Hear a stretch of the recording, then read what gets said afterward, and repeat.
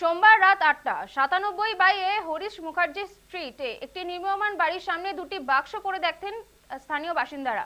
সন্দেহজনকভাবে পড়ে থাকা বাক্স ঘিরে কালীঘাটের একাংশে বোমাতঙ্ক ছড়িয়ে পড়ে। তৃণমূল সাংসদ অভিষেক বন্দ্যোপাধ্যায়ের বাড়ি থেকে মাত্র ১০০ মিটার দূরে থাকা ওই পেটি ঘিরে আতঙ্ক ছড়ায়। খবর পেয়ে দ্রুত ঘটনাস্থলে যায় পুলিশ। আসেন বম্ব স্কোয়াডের সদস্যরাও। পরে বম্ব স্কোয়াডের সদস্যরা বাক্সগুলি পরীক্ষা করে দেখেন সেগুলি ওষুধের খালি বাক্স। প্রাথমিক তদন্ত থেকে পুলিশের অনুমান এলাকায় আতঙ্কের পরিবেশ তৈরি করতেই কে বা কারা পরিকল্পিতভাবে ঘটনা ঘটিয়ে থাকতে পারে।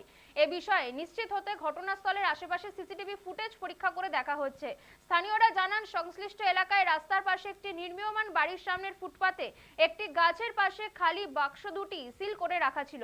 বাইরে থেকে দেখলে মনে হবে বাক্সের ভেতরে কিছু আছে। তা থেকে এলাকায় বোমাতঙ্ক ছড়িয়ে পড়ে। খবর পেয়ে পুলিশ এসে রাস্তার একদিকে যান চলাচল নিয়ন্ত্রণ করে। পরে বম্ব স্কোয়াডের সদস্যরা এসে পরীক্ষা নিরীক্ষার পর বক্সগুলি খুলে দেখেন সেগুলি ফাঁকা। ঘটনাস্থলের কিছুটা দূরেই রাজ্যের প্রশাসনিক প্রধান মমতা বন্দ্যোপাধ্যায়ের বাড়ি। ফলে এর নেপথ্যে অন্য কোনো ইঙ্গিত রয়েছে কিনা তাও খতিয়ে দেখছেন তদন্তকারীরা।